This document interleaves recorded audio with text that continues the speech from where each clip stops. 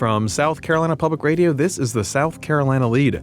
I'm your host, Gavin Jackson, and this episode was recorded on September 6, 2024 from South Carolina Public Radio studios here in Columbia. On this episode of The Lede, we catch you up with some campaign trail action as we are less than 60 days away from Election Day. That means we're looking at some tax proposals floated by both candidates this week, as well as other trail-related stuff ahead of the presidential debate next Tuesday. We also have some state news looking at a newly passed policy to ban cell phone use during the school day in classrooms statewide. And also, we look at what's on your ballot this November 5th. And the August jobs report showed a slowing but still resilient job market. More when we do the numbers. Data! Oh yeah, guys, the data. There's a little cog coming at you there. Now, a little note, you have less than a month to register to vote for the upcoming November 5th general election. You can do so by visiting scvotes.org. And when you're there, tell them Gavin sent you. If you're already registered, you can view your sample ballot. That has everything that you'll be voting on this November, as well as your location for the polls and so much more. scvotes.org. Check it out. In a programming note, since we're here, programming notes, snake alert. Our next podcast will drop on Wednesday, September 11th. This will be so we can accommodate the first presidential debate between Vice President Kamala Harris and former President Donald Trump. That's taking place September 10th. Guys, we tried to move it so we could do it like for Tuesday. It's always a deal. If you can't bear with us, let us know. 803-563-7169. Again, we cannot accommodate you here. You're going to have to deal with Wednesday. But let us know what's on your mind. Fall is creeping towards us like a stalker. I think the leaves are changing. No, it's still too soon. But people's attitudes are changing. Football season, we've been talking about. The psychology around wins and losses. What are you doing, guys? Give us a shout. We want to hear from you. 803-563-7169. The Lede is back, and we want to see what's going on in your world.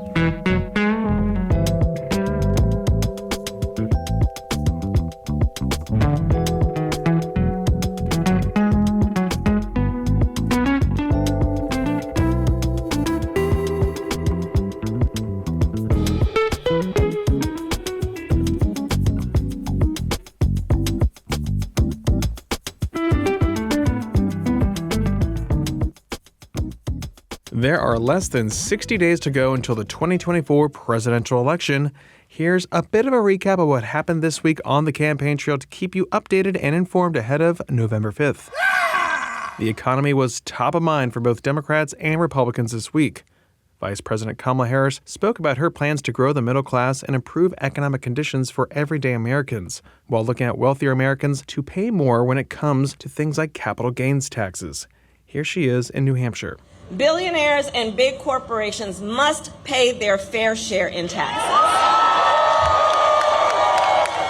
Because here's the thing, it's just not right that those who can most afford it are often paying a lower tax rate than our teachers and our nurses and our firefighters.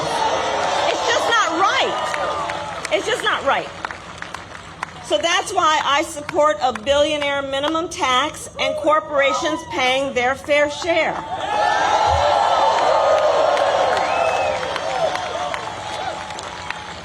And while we ensure that the wealthy and big corporations pay their fair share, we will tax capital gains at a rate that rewards investment in America's innovators, founders, and small businesses. So here's the detail. If you earn $1 million a year or more, the tax rate on your long-term capital gains will be 28% under my plan, because we know when the government encourages investment, it leads to broad-based economic growth and it creates jobs, which makes our economy stronger. She proposed a much lower increase than President Joe Biden's proposal of 39.6%. Instead, she's opting for 28% for those making over $1 million. Her plan would also include a 5% surtax. Now, Harris also proposed an increase to small businesses' $5,000 allowable deduction for startup expenses, moving that to $50,000. That would mean new small businesses could allocate the tax deduction across several years or claim the full $50,000 deduction once they turn a profit. Here she is talking about small businesses. And so all of this is why, as president, one of my highest priorities will be to strengthen America's small businesses. And here I am in New Hampshire to announce a few elements of my plan to do that. So first, we're going to help more small businesses and innovators get off the ground, okay? Now, I'm setting what some, I'm sure, are going to call a very ambitious goal, but you know what? I think we should admire ambition in each other. So I want to see 25 million new small business applications by the end of my first term. And to help achieve this, we will lower the cost of starting a new business. So here's the thing. On average, it costs about $40,000 to start a new business in America. That is a great financial barrier for a lot of folks, and it can hold entrepreneurs back. And the current tax deduction for a startup is just $5,000, okay? So then you got to make up the delta there. Got to figure out how you're going to do that. Not everyone has access to that kind of wealth and capital. So part of my plan is we will expand the tax deduction for startups to $50,000.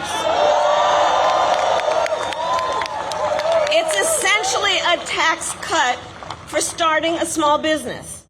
Harris has also proposed increasing the corporate tax to 28% from 21%, which would raise about $1.1 trillion and cover a lot of her plans, including those to increase the child tax credit, expanding the earned income tax credit, extending the tax credit for health insurance premiums, and it would also provide down payment support for first-time homebuyers, targeting millennials there. Now, the corporate tax rate generally applies to larger companies, so sorry, larger companies. You are people too. Former President Donald Trump said he wants to make permanent his 2017 tax cuts, which lowered the corporate tax rate from 35% to 21%. That resulted in less tax revenue and a ballooning national debt to the tune of $1.9 trillion over 11 years just for that cut. Now, that's not from me, that's from the Congressional Budget Office. Trump wants to drop that rate even further to 15% if he got reelected, and that would cost about $4.6 trillion. Harris plans to keep tax cuts in place for those making under $400,000, as well as adding no additional taxes to those folks.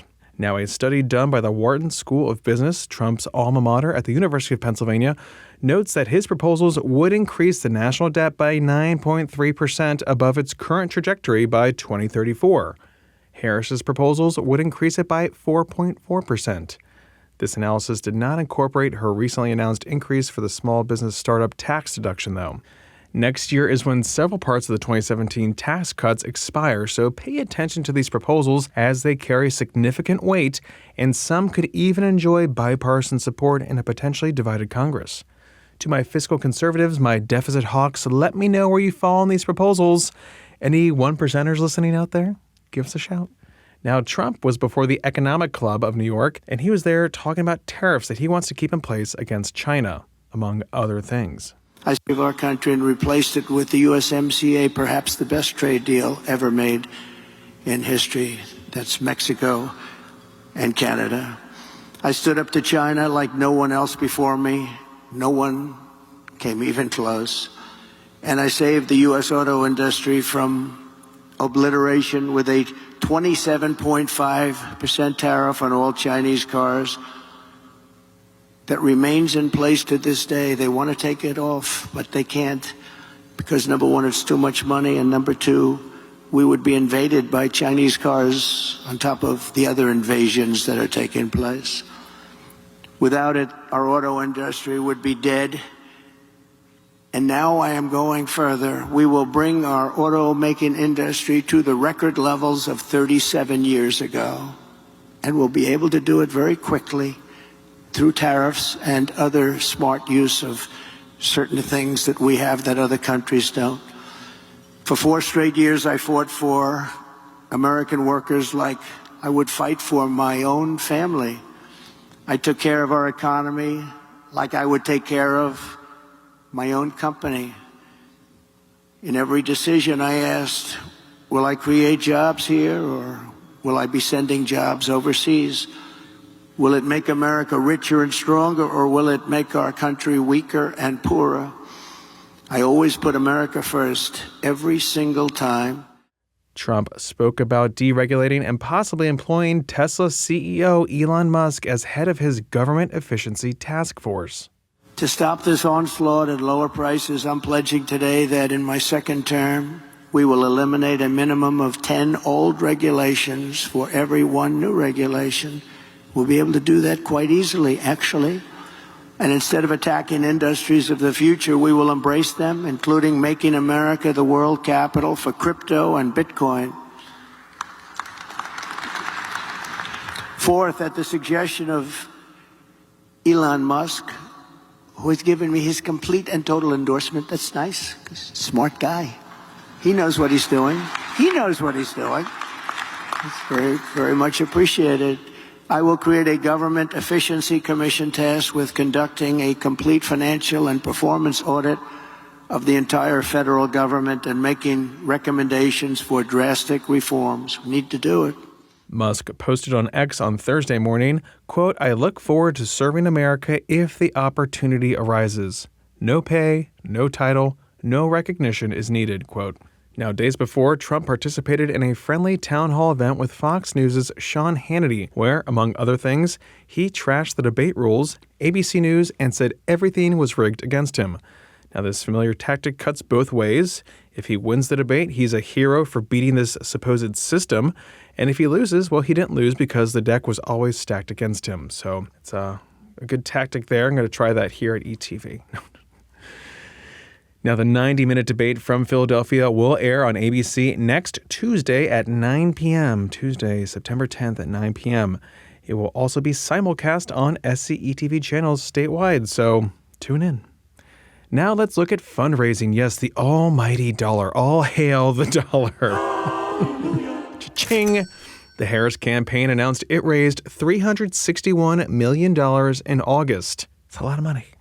That was the first full month that Harris was the Democratic Party's nominee, and her campaign raised $82 million alone during the convention week. The New York Times reports that Harris's campaign aides say that the campaign has $404 million on hand. On the flip side, Trump raised $130 million in August. That was down $9 million from July, the same month as the Republican National Convention in Milwaukee. Trump's campaign reports $295 million on hand. Now, we'll get more details from both campaigns when finance reports are filed later this month, as well as how much related campaign committees have raised and where the money was spent. Legal fees? ? Now, you may be asking how the Harris campaign is going to spend $400 million in 60 days. You tell me. Well, ads like we've talked about, and mailers, and travel to those 7 key states, but millions are also going to down-ballot races.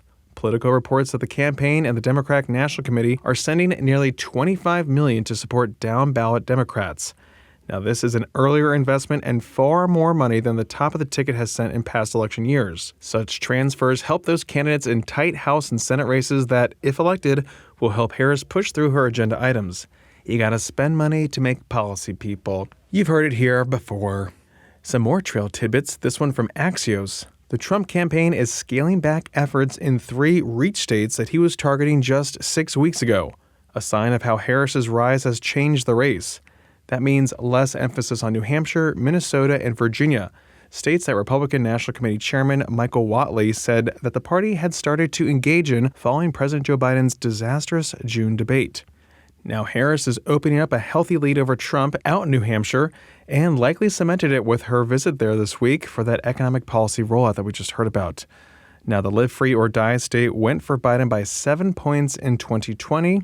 Instead, the Trump campaign is placing more emphasis on North Carolina, Arizona, and Nevada. And a little note for our foreign adversaries who are low-key a little obsessed with us and wish us all the worst, and they just can't help but again meddle in our elections. Guys, seriously, stop doing that. And then the primary way this is done is through misinformation. Though many Americans are already doing this to themselves, I can tell you right now, no foreign dollars have ever funded or influenced this podcast or me personally. Phew. Just, these are my rules. Thank you. That's something Russian broadcaster RT can't say, of course, since they're paid for by Moscow. but 2 of their employees were just indicted by the Department of Justice for a $10 million scheme to create and distribute content to American audiences with hidden Russian government messaging. The DOJ also seized 32 internet domains used in Russian government-directed foreign malign influence campaigns, commonly referred to as doppelganger, in violation of U.S. money laundering and criminal trademark laws. These domains, among others, were used to covertly spread Russian government propaganda with the aim of reducing international support for Ukraine, bolstering pro-Russian policies and interests, and influencing voters in the United States and foreign elections, including this election that we're talking about. Really? Yes, Russia is out to get us, folks. Now, I know everyone loves Twitter, except Brazil, but you really can't trust much that's on there, except from credible outlets and journalists, which are becoming fewer and fewer. Now, you know people who are credible, they have an actual photo, for example, they have a bio, they have an email address, and depend on their credibility for a living, compared to random bots and folks that have weird handles. Just a simple way for you to see if maybe something's legit. But again, just because you have millions of followers or even a blue check mark, that doesn't mean that you have credibility, folks. Please, for the love of God, research stuff before you repost it or even consider it to be true.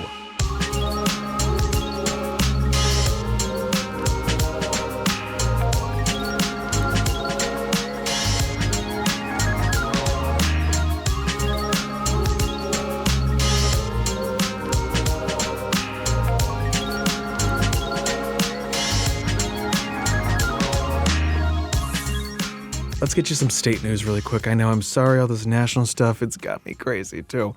The South Carolina Daily Gazette reports that state school districts must ban students from using their cell phones during the entire school day. But exactly how they go about it is up to school district officials, this according to a policy that the State Board of Education passed on Tuesday.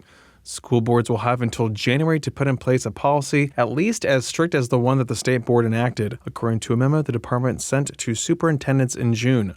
Districts must submit those policies to the department to ensure compliance, but there's also room for some exceptions, so let's just wait, folks. Give me a call. What do you think? If you're listening to us, if you're a student in school right now, put the phone down, guys. Just stop. Live in the moment for a little bit. Rita, get off the phone. Goo goo gaga. Voting deadline, and that's right, like I said at the top, you have until October 6th to go to scvotes.org to register to vote if you are not already registered. You can also change your address there, and now you can view your sample ballot. The time has come. I'm telling you, this will show you all the candidates from president down to Congress to the State House and local races that you can vote on November 5th. These are people you're going to want to research, guys. Do your own research. Find out who they are. We'll try and do as much as we can when it comes to congressional races and some state house races, but there's so many races. Now, there's also a statewide constitutional amendment question that cleans up language in Section 4, Article 2 of the South Carolina Constitution. You know what that is? Yes. Oh, you memorized it? Yes. Okay, what is it? I don't know. Gotcha. That's okay, I'll tell you. Now, if passed, this section would read that only a citizen of the United States and of this state of the age of 18 and upwards who is properly registered is entitled to vote as provided by law. The current section reads every citizen. The amended version that you're going to be voting on would state only a citizen. So every citizen to only.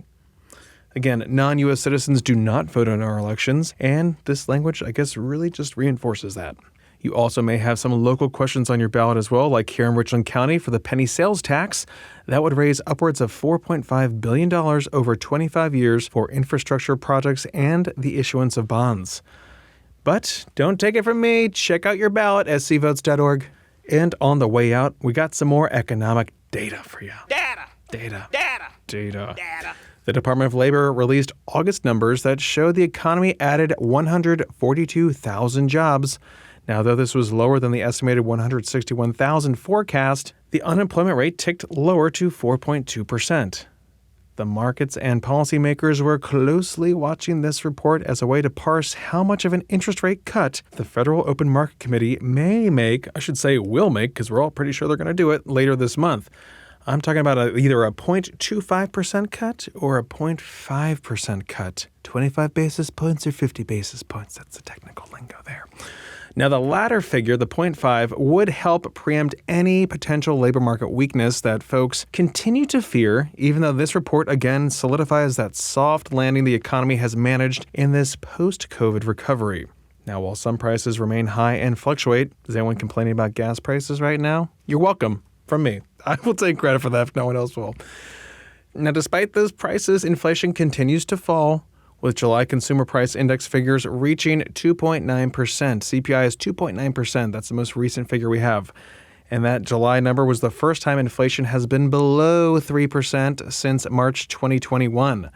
Inflation coming down. That's why the interest rates are up. That's why the labor market's getting a little weird. This is how it works. That's why, again, the benchmark interest rate has been increased to around 5.3%. How much lower that's going to go? Well, we'll find out at that Fed meeting later this month, September 17th and 18th. Now, Acting Labor Secretary Julie Su was on Bloomberg Friday morning talking about the report that showed the slowing jobs growth. Overall, this is another month of many months in which I've come here and we've talked about how we continue to see job growth, right? The numbers are still up.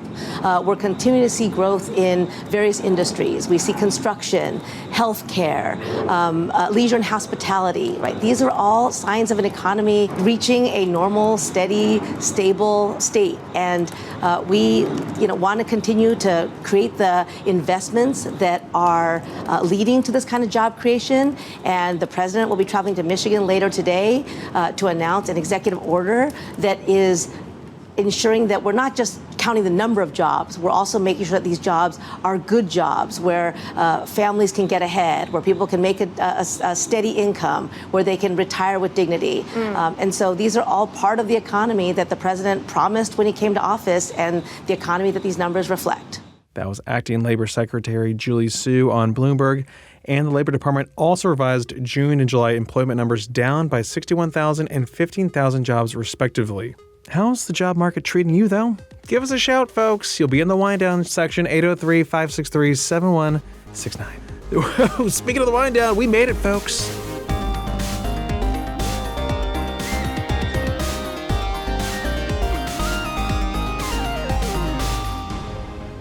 Welcome to the wind down section, our little break from the news. We're here. I'm a little despondent because I don't know if we have any voicemails. A.T. Shire, producer of the Lead Pod. Do we have any? I'm not even... Gavin, I'm just sitting alone in the darkness over here. Don't have to put the psycho crazy strings of your rising tension and deteriorating mental state underneath anything you're saying because we do have a call. Thank you. We have a call. Yeah, those are always playing anyway. Yeah, the strings. In my mind. Yeah.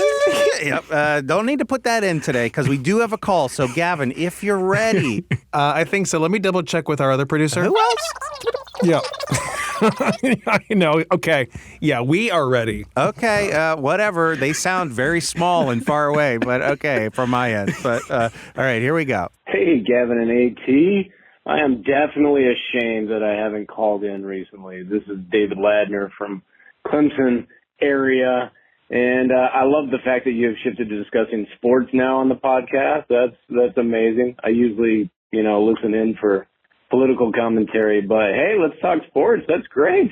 I learn something new every time I listen. Like I learned that South Carolina fans were upset up here. The Clemson fans are so upset it's drowned everything else out. So it's somehow comforting to know that the major football teams in the state are all miserable together right now. And I also learned what PSL means, even though I had to look it up because you guys didn't define your acronym. But anyway, I'm happy to know that now.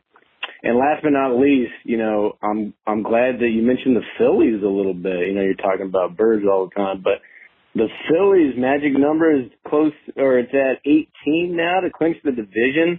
I'm a Braves fan. But it's good if the Braves don't win the division every year. So it's good to see the Phillies maybe take one this year, and the Braves can have the next 6 after that. And aside from that, thank you guys for everything you do.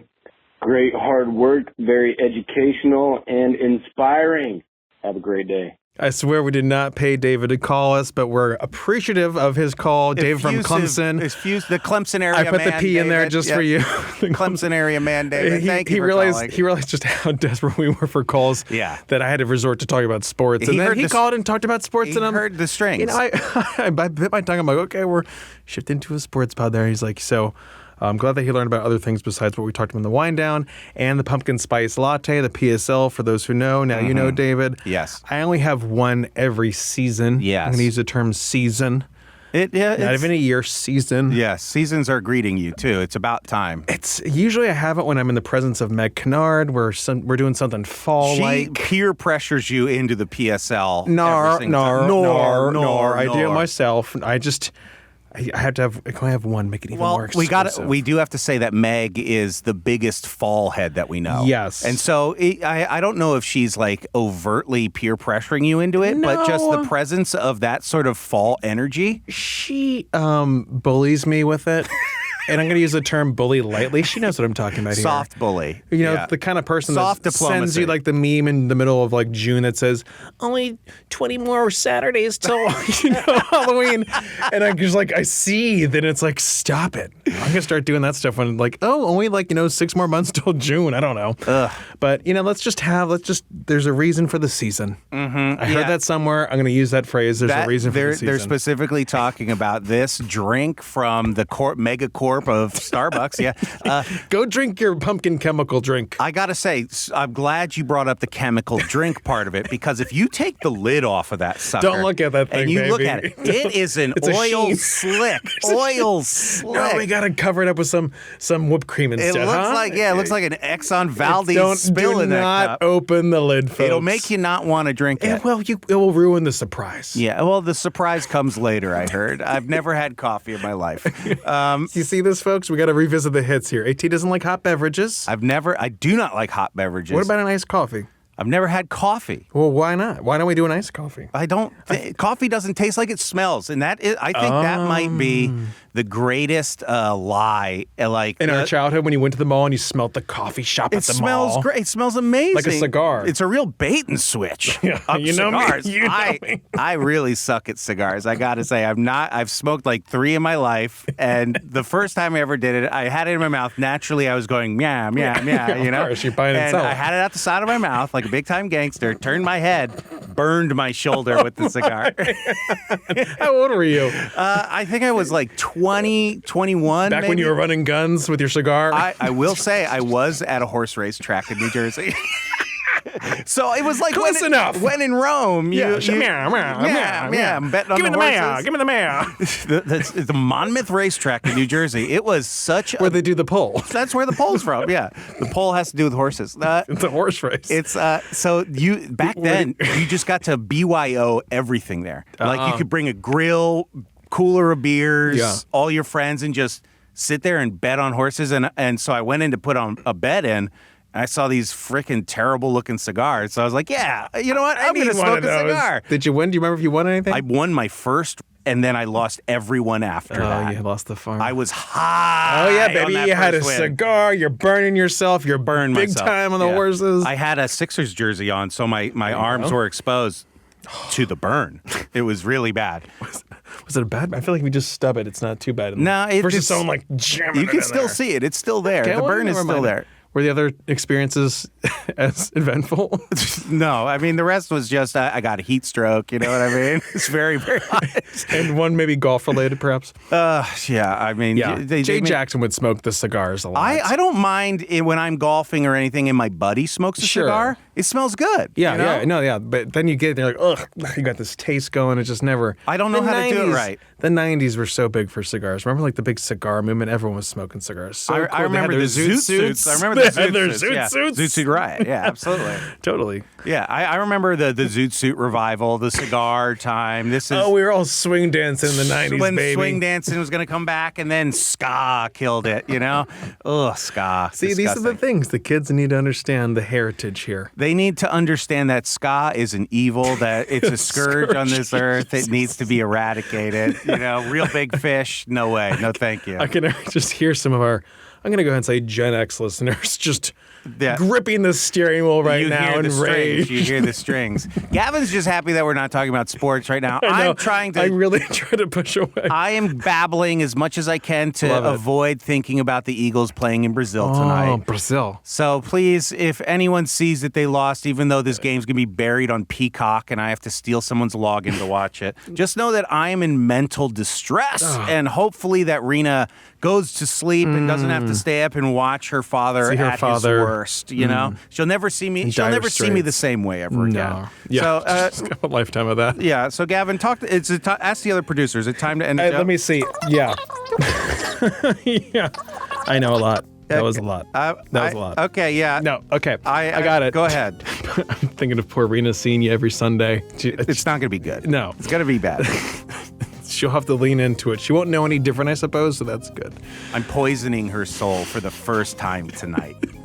But go ahead. Finish the show. That's how I got Caitlin. All right, folks. A wonderful wind down. Be a part of our wind downs in the future. Give us a shout like David did, 803-563-7169. We love hearing from you guys. You can also leave us a review on Apple Podcasts. If you don't want to call, you can also call, not leave your name, whatever you want to do. And you can stay up to date with the latest news on scetv.org and southcarolinapublicradio.org. And don't forget to support your local newspapers.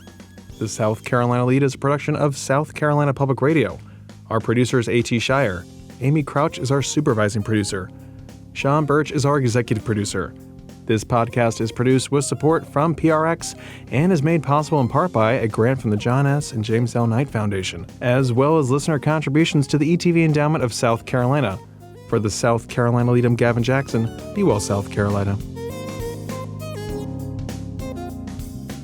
That's the field I work in, macadamia.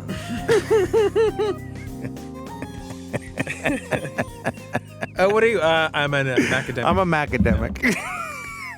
Like the nut? Yeah, the nut. Ever heard of it?